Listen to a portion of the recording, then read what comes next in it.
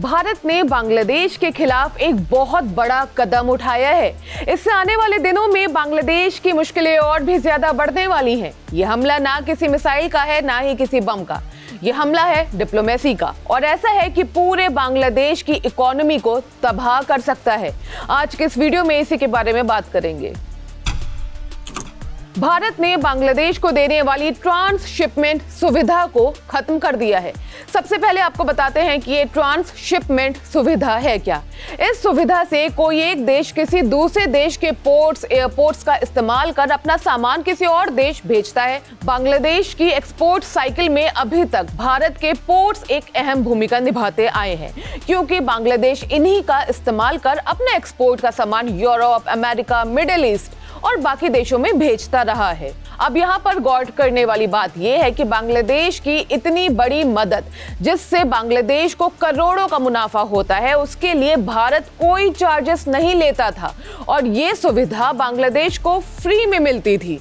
बांग्लादेश अपना सामान भारत के पोर्ट्स के जरिए ही बाकी देशों तक भेजता था, और अब भारत ने कड़ा कदम उठाते हुए इस सुविधा को ही बंद कर दिया है। साफ है कि इससे भारत बांग्लादेश को और खास तौर पर मोहम्मद यूनुस को एक सबक सिखाना चाह रहा है।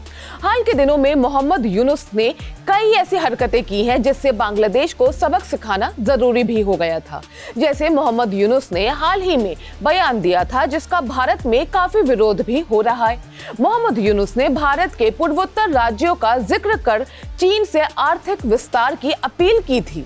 मोहम्मद यूनुस के इस बयान की भारत में कड़ी निंदा की गई थी। विपक्षी दलों ने भारत सरकार से भी बांग्लादेश को जवाब देने की मांग की थी। अब भारत सरकार ने इस मामले में कड़ा फैसला लेते हुए बांग्लादेश को दी ट्रांसशिपमेंट की सुविधा बंद कर दी है। बताते चलें कि मोहम्मद यूनुस ने पिछले महीने चीन दौरे में भारत के पूर्वोत्तर राज्यों का हवाला देते हुए चीन से समुद्र के जरिए व्यापार की अपील की थी। उन्होंने इन राज्यों को लैंड लॉक्ड कहा और बांग्लादेश को इस इलाके में अकेला समुद्री संरक्षण बताया था।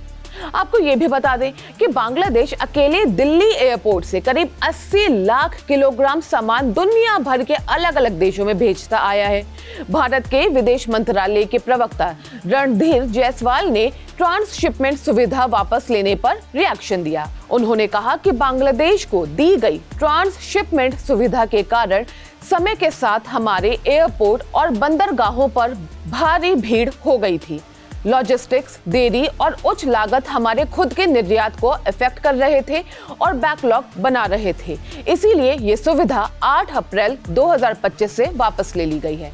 आपको ये भी बता दें कि हाल ही में अमेरिका ने भी अच्छा खासा टैरिफ बांग्लादेश पर लगाया है, और इसके तुरंत बाद भारत की तरफ से ये इकोनॉमिक स्ट्राइक। इन दोनों से बांग्लादेश की इकोनॉमी का लड़खड़ाना तो तय ही है और अब बांग्लादेश में हड़कंप मचा हुआ है।